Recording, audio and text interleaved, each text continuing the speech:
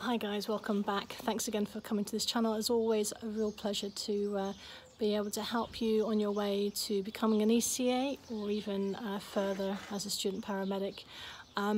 So this week I'd like to talk to you about two main things that happened over the last week. One was we had a very difficult extraction of a bariatric patient.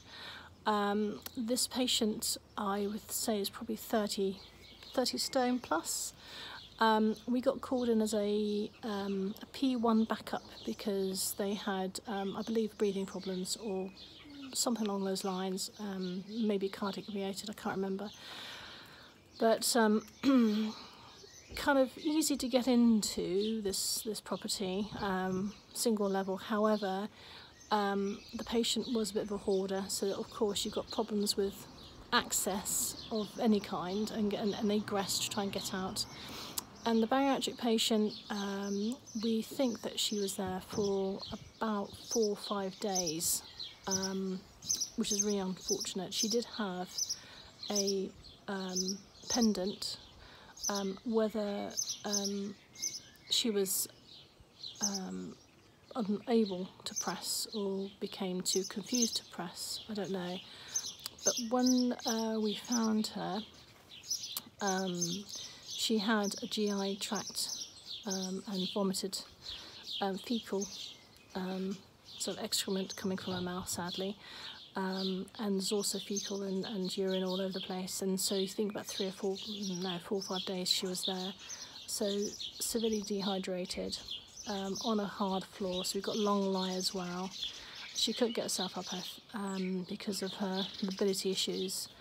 It took us probably about an hour to clear the area in order to be extracted, to get the stretcher in as far as we could into the property, and then there's 6 of us. There's 3 DCAs, enough to basically put her onto a sheet, put onto a scoop, which is it's like a stretcher but clips in the top and the bottom, so you can slide each side, clip it in and then lift after attaching the straps to them. So it was so smelly in there, poor lady. One of my colleagues was gagging because it was that bad, and we had to turn her onto her side. And so you can imagine the mess underneath there, to put this screen sheet in, and then lift her up just slightly to put the scoop underneath her, and then we attached the straps, and then all 6 of us were then lifted gently and put into the onto the stretcher, and then of course we had to secure to a stretcher, and it was just a matter of trying to get through this property, because there's no way we could have got her out any other way. She was sadly too large for our chair, and she was in such a way we needed her flat, well, sat up a little bit but not too much. Can't go into details of it, but obviously, yeah, so we got her out, and it was like another hour of cleaning after we blue lighted her back to the hospital. Yeah, always take some kind of Vicks, little sniff to help you with the extra smell at the end of it, because you'll need it for these sort of smelly jobs.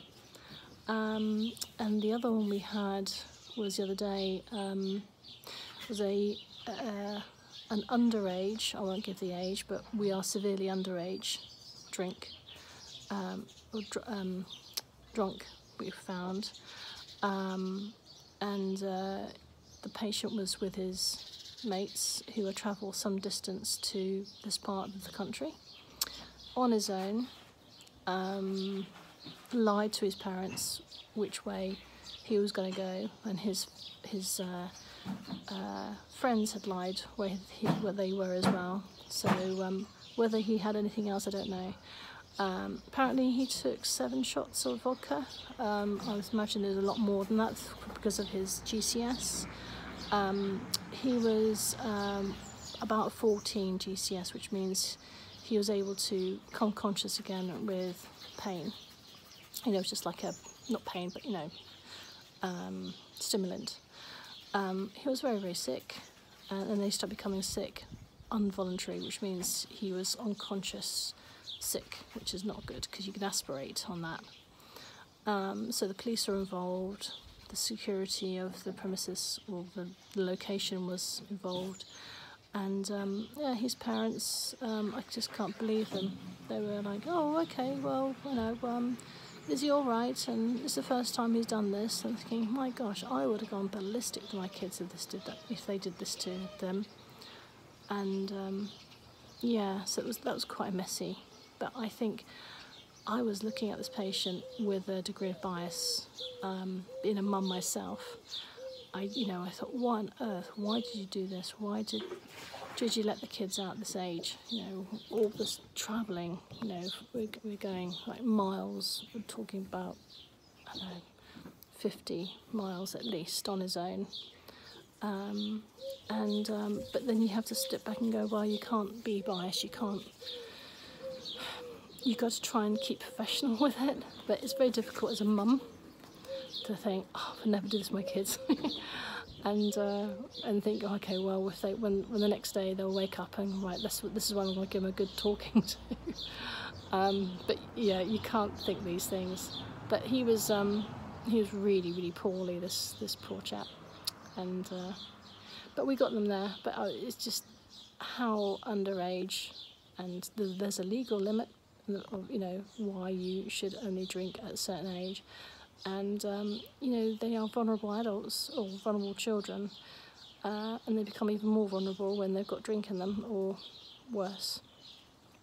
So yeah, that was quite a hair-raising. So now I've got 7 days off, yay! So I'm at the garden at the moment, and I'm going to be gardening, so probably not much of a day off. Sorting out the paddling pool for the kids and trying to figure out what to do, get some homework done, because I've still got my OSCE in 1 month's time, which I'm not looking forward to, but I am in a weird way because I want to get it out of the way. It's just the respiratory and the cardiovascular. They're dropping the cranial nerves OSCE, I think, on this particular time. But yeah, we'll keep plodding on. Try and keep these bags under my eyes back as much as I can. But yeah, if you've got any interesting jobs, then please do let me know. Okay, I will catch you later. Thanks again for tuning in, and take care. Stay safe. See you soon. Bye bye for now.